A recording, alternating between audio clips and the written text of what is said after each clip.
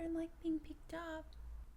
Let's see how long this... Yep, there we go. That's the end of it. Hi guys, welcome back to the channel for another video. This is a bonus video this week. I'm really trying to get myself into a upload schedule where I'm uploading at the end of the week. So that's why you're getting a twofer. And next week is really exciting because we're getting video and podcast version of my chat with Carolyn Costin, and one of my coaches is going to be featured in there as well, talking all about the power of surviving an eating disorder. So that cannot be missed. But yeah, 2 this week. So that's how happy I am to be back. Just can't stop making videos. I've been hoarding content for 3 months and now you're finally getting all of it. So this week I wanted to talk about a topic which has been on my list for a long time. And it's usually because of the generosity of you guys sharing your experiences with me, whether that's in DMs or, you know, my interactions with clients, and then coupling that with reflecting on my own experience, things from my eating disorder experience that I have forgotten. And then in talking to someone, I'll be like, oh my God, I did that and I completely forgot about it, which, as I often say, is a nice feature of being recovered that I think we need to let people know more often, which is that you end up not only forgetting stuff about your eating disorder, you forget stuff about your recovery too, which just goes to show how much things neutralize and normalize and how worth it this process is. So this week, what I wanted to talk about is drunkorexia. If you haven't heard that term, no, it is not a new eating disorder that they have suddenly put into the DSM-5.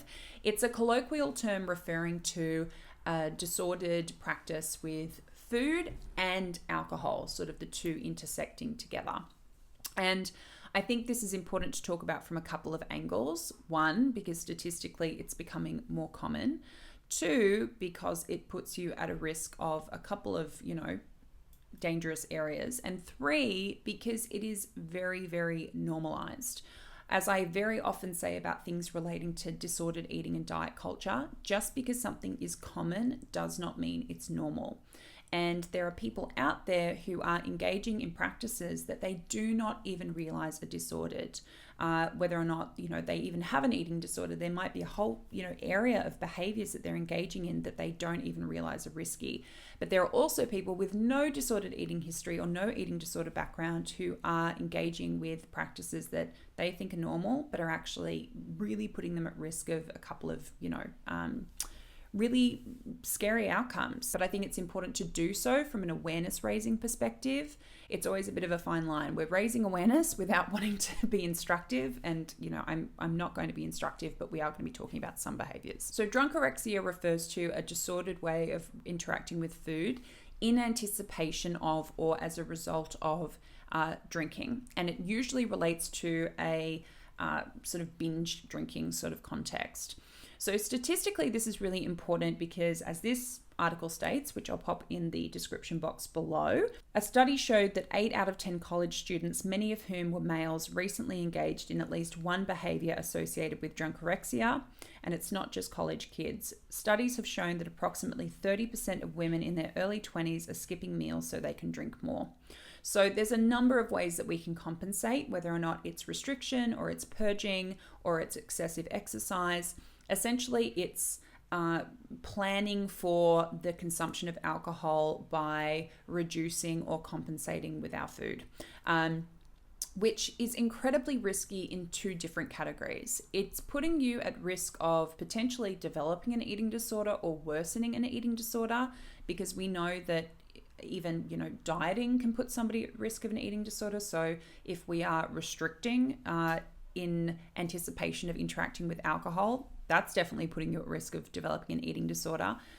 And because this is happening in conjunction with very often binge drinking, it's putting you at risk of developing some kind of substance abuse issue as well. Now, that is not my wheelhouse. I'm not going to sit here and pretend that I have almost a decade of experience talking about alcohol abuse or substance abuse or drug or alcohol dependency. I don't. But there is a really interesting overlap when it comes to comorbidities with eating disorders and substance and alcohol dependency. We see a very big overlap when it comes to particularly bulimia. So I think we would be remiss to not acknowledge that this particular set of behaviors, drunkorexia, is a really, really important issue for us to think about from an eating disorder awareness perspective. If people are compensating around their food in anticipation of, binge drinking, or not even binge drinking, I mean, the physiological impact is going to be that our blood alcohol content is going to go up at such a much faster rate. And if this is happening with people who are sort of university age, and I remember when I went to university, I went to boarding school, so I was fairly sheltered when it came to experiencing alcohol, etc. You're figuring out how to drink and how to drink safely and what your body can handle. So if that's happening at such a fast rate, much faster than if you had food in your system, it's really putting you at risk of blackouts, alcohol poisoning.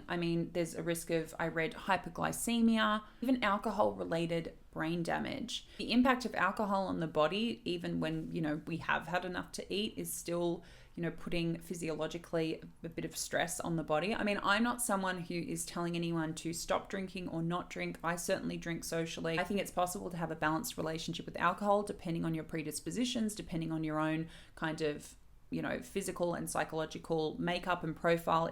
Obviously, that's nuanced. It depends on the individual.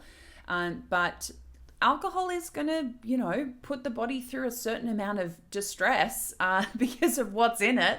But if you aren't nourishing yourself adequately and drinking, the body is just under an unnecessary amount of duress that can really have some long-term consequences and impact. Again, from that article, some of those risks are liver disease, osteoporosis, which, mind you, if you have an eating disorder, your risk of developing osteoporosis is already so high. So, it's a real double whammy. Cardiac problems, again, eating disorders, very much linked to cardiac issues. So, double whammy.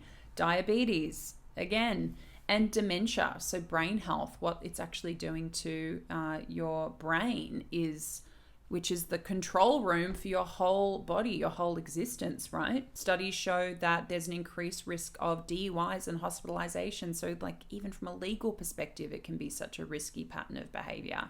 Reducing calories combined with binge drinking leads to anemic, acne-prone skin, nails and hair that are brittle and thin, dizziness, abdominal bloating, and constipation. I think Drunkorexia really highlights the complexity of eating disorders and disordered eating and all the different categories, because the general understanding of eating disorders is still very much like anorexia, bulimia, and it's improving, but that really is sort of where most people sit as far as their level of awareness and understanding.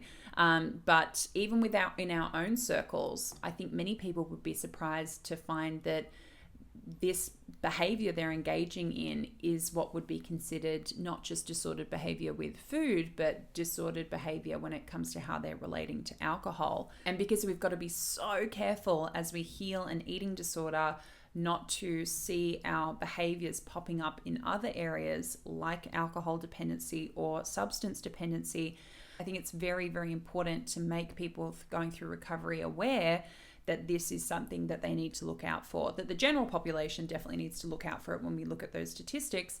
But as I highlighted earlier, we have got a crossover with eating disorders and particularly alcohol dependency.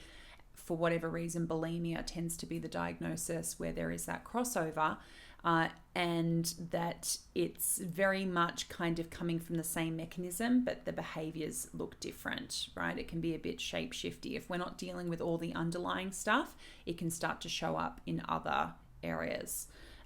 So just wanted to highlight that today. I'd love to hear your thoughts if that's something you were aware of, if it's something that you've sort of tackled yourself or worked on in your own recovery. Just would love to, as always, hear your feedback. I hope that this was informative and helpful. Any of those links that I mentioned will be in the description box below. And I will see you all next week with my video with Carolyn, the podcast, lots happening. Happy to be back. I will see you guys next week. Much love. Take care. Bye, guys.